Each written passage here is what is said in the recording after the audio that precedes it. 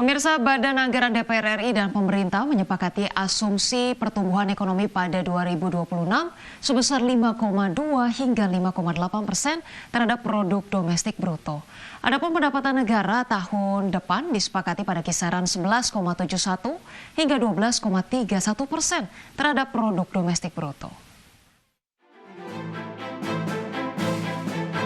Badan Anggaran DPR RI menyetujui angka asumsi pertumbuhan ekonomi pada 2026 yang diusulkan pemerintah sebesar 5,2 sampai dengan 5,8% terhadap produk domestik bruto. Persetujuan ini disampaikan dalam rapat bersama Menteri Keuangan, Menteri Perencanaan Pembangunan Nasional, dan Gubernur Bank Indonesia. Selain asumsi pertumbuhan ekonomi, Banggar DPR juga menyepakati laju inflasi sebesar 1,5 hingga 3,5%. Nilai tukar rupiah pada kisaran 16.500 hingga 16.900 rupiah per dolar Amerika Serikat dan tingkat suku bunga surat berharga negara 10 tahun sebesar 6,6 hingga 7,2%. Adapun asumsi harga minyak mentah Indonesia disepakati sebesar 60 US dollar sampai dengan 80 US dollar per barrel. Sementara itu, batas bawah dan batas atas lifting minyak bumi mengalami perubahan. Sebelumnya, pemerintah mengusulkan lifting minyak bumi 600.000 hingga 605.000 barrel per hari. Sedangkan Banggar DPR menyetujui anggaran lifting minyak bumi berada di kisaran 605.000 hingga 620.000 barrel per hari. Banggar juga menyetujui lifting gas bumi 953.000 hingga 1,017 juta barrel per hari seperti yang diusulkan pemerintah. Banggar DPR bersama pemerintah juga menyepakati postur makro fiskal tahun 2026. Pendapatan negara ditetapkan berada pada kisaran 11,71 hingga 12,31% terhadap produk domestik bruto. Sementara belanja negara disepakati sebesar 14,19 hingga 14,83% terhadap PDB. Keseimbangan primer dirancang berada dalam rentang surplus 0,18 hingga 0,22% terhadap PDB dan defisit anggaran dipatok sebesar 2,48 hingga 2,53% terhadap PDB yang akan dibiayai melalui pembiayaan anggaran pada kisaran yang sama.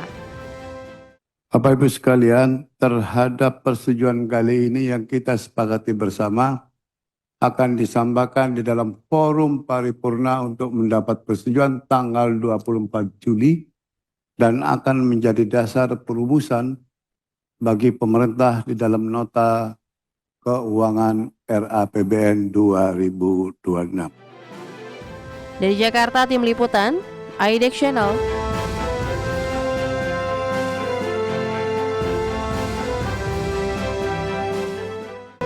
Ya, sementara itu potensi defisit anggaran pendapatan dan belanja negara atau APBN tahun 2025 diproyeksikan mencapai 662 triliun rupiah. Ya, pemirsa, Menteri Keuangan Sri Mulyani optimis meski APBN diprediksi mengalami defisit. Market confidence tetap baik, ekonomi tetap jalan, serta support APBN terhadap ekonomi dengan counter cyclical bisa berjalan. Presiden Prabowo Subianto meminta kepada Menteri Keuangan Sri Mulyani Indrawati untuk mensiasati potensi defisit anggaran pendapatan dan belanja negara atau APBN 2025 yang diproyeksikan mencapai 662 triliun rupiah. Di mana APBN 2025 diperkirakan akan mengalami defisit 2,78% dari produk domestik bruto. Menkyu mengungkapkan Presiden meminta agar kepercayaan pasar tetap baik meski Indonesia mengalami defisit APBN. Untuk itu, demi mencegah defisit APBN 2025 lebih lebar, Sri Mulyani meminta kepada Badan Anggaran DPR RI untuk diperbolehkan menggunakan saldo anggaran lebih atau SAL sebesar 85,6 triliun rupiah, di mana Sri Mulyani menegaskan penggunaan SAL dibutuhkan agar defisit APBN tidak ditambal sepenuhnya melalui penerbitan surat utang.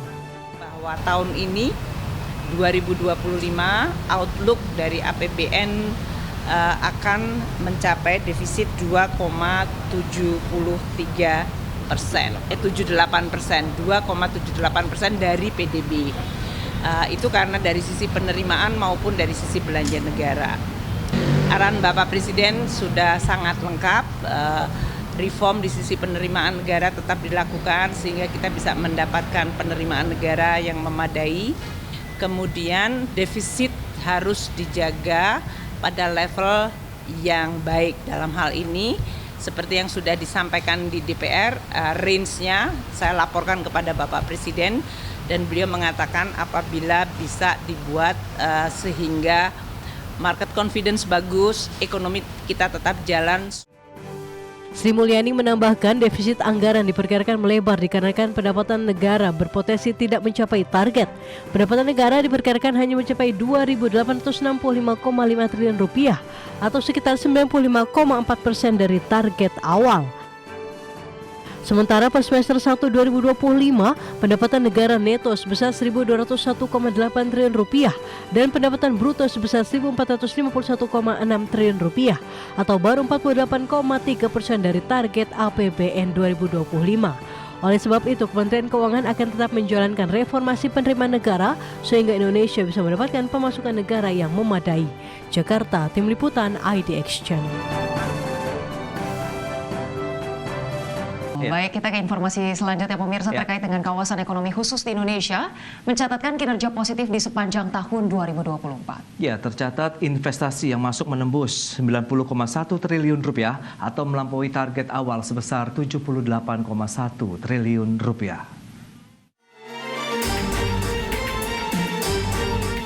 Menteri Investasi dan Hilirisasi Rosan Roslani mencatat tren investasi di kawasan ekonomi khusus atau KE terus meningkat dari tahun ke tahun. Tercatat di sepanjang tahun 2024 realisasi investasi yang masuk di kawasan ekonomi khusus menembus Rp60,1 triliun atau melampaui target awal sebesar Rp78,1 triliun. Capaian investasi KEK ini menunjukkan kepercayaan pelaku usaha yang semakin kuat terhadap fasilitas yang disediakan kawasan ekonomi khusus tersebut. Selain itu, selama tahun 2024 tercatat terdapat tambahan 72 perusahaan yang beroperasi di berbagai kawasan ekonomi khusus di tanah air. Itu Januari sampai Desember 2024 itu 90,1 triliun. Dari target investasi di kawasan KEK itu tadinya 78,1 triliun. Jadi kita melewati target untuk 2024. Kemudian penyerapan tenaga kerjanya di 2024 itu 47.747, melebihi target dari yang 38.953. Dan itu tambahan pelaku usahanya dari Januari sampai Desember 2024 itu ada 72 pelaku usaha. Tetapi keseluruhan dari 2012 sampai 2024 capaian kumulatif di KIK itu 263,4 triliun. Dengan jumlah pelaku usaha 403 dan penciptaan lapangan tenaga kerjanya itu selama 2012 sampai 2024 itu 160.874. Bukan hanya dari sisi nilai investasi, serapan tenaga kerja di kawasan ekonomi khusus juga menunjukkan kinerja yang positif. Tercatat sepanjang tahun lalu terdapat 47.747 lapangan kerja baru yang terbuka. Jauh lebih tinggi dibanding target 38.953 tenaga kerja. Sementara sejak konsep kawasan ekonomi khusus diterapkan hingga saat ini, jumlah pelaku usaha yang terdaftar di KEK telah mencapai 403 perusahaan. Dari Jakarta, Tim Liputan IDX Channel.